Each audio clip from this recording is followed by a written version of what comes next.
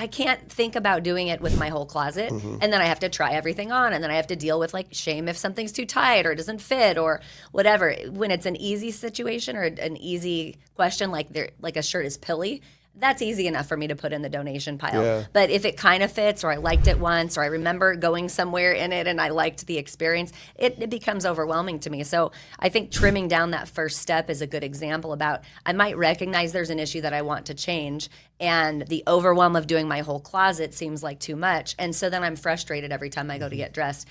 Take a small step.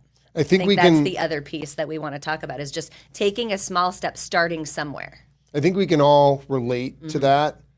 What I'm seeing in my mind as we talk about it, region beta paradox, right, is what we're talking about is moving the threshold of discomfort. Sure. And that's you almost just illustrated the unconscious reaction to staying underneath that threshold. So, I can go in my closet and I see stuff on my floor, and as long as I can safely step over and navigate it without putting a footprint in my favorite whatever, right?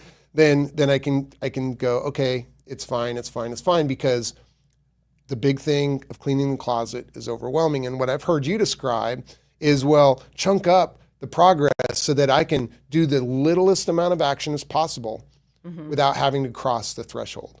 And what I would challenge you to consider is think of a time that, for whatever reason, maybe we were moving and you had no choice but to go into the closet. And then you went into the closet and you cleaned it. Right. How good did you feel after you took that big step? So the piece to take away from this is, what does it take to take action to cross the threshold?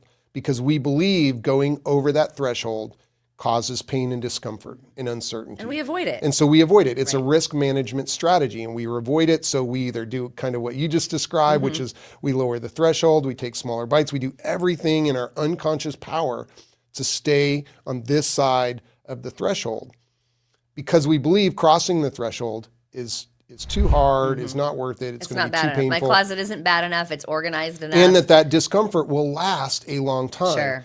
But the inverse is true. What the peculiar longevity of things not so bad tells us, what this region beta paradox is we're actually prolonging the discomfort by staying on this side of the threshold. As you're talking about it, I'm imagining giving up part of my weekend and just doing it. And then thinking about how good I feel that it's just been handled. And every time I go to get dressed, I'm proud of myself, which motivates future behavior.